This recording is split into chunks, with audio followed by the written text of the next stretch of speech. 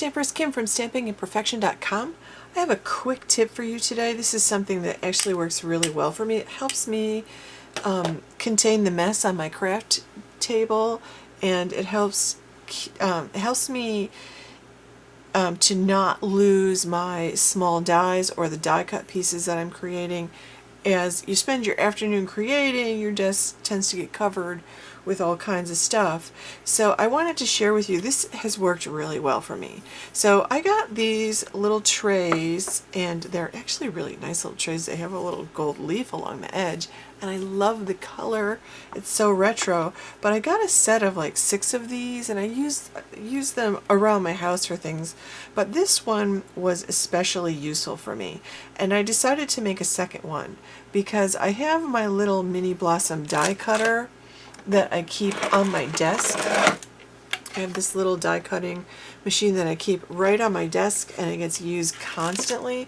But when I need to do die cutting something that's bigger than 3 inches, because that's only 3 inches wide, I have my larger platinum Spelled Binder Platinum 6 over on a counter on the other side of my room. So I want to do one of these for over there too, because it's worked so well on my desk. And one of the things I really like about it is when I'm not using it, this is thin enough to slide into my paper sorter. So I like the tray, but you could do this in the bottom of some kind of bowl. You could put a piece of magnet in the bottom of some kind of bowl. This worked really well for me though, because I purchased these little, these are the scrap leftover pieces from Stamp and Storage, and they sell these, I think this is like 2x6 or something.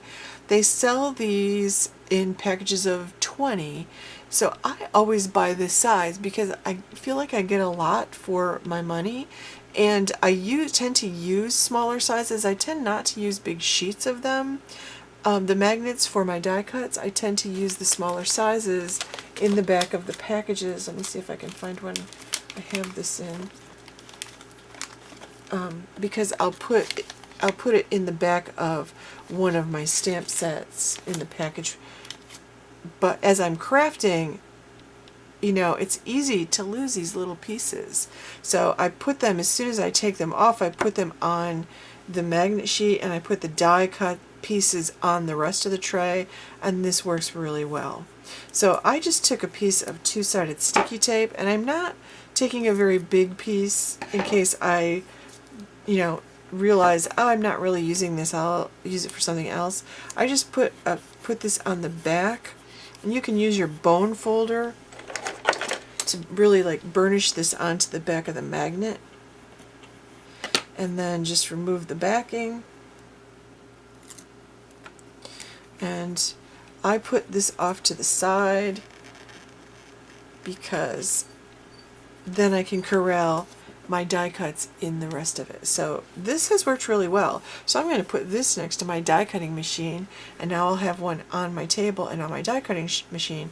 And when I'm not using the one on my table, it will just slide in with my paper sorter and store vertically in a very small space, so I don't have to keep it out on my desk unless I need it. So that's my quick tip for today, and that has worked really well for me. So thank you so much for watching. Make sure you subscribe to my channel and click the bell so you get notifications every time I post a new video. And thank you so much for watching. Make sure you give this video a like and share with your friends. Stop by my blog at stampingimperfection.com.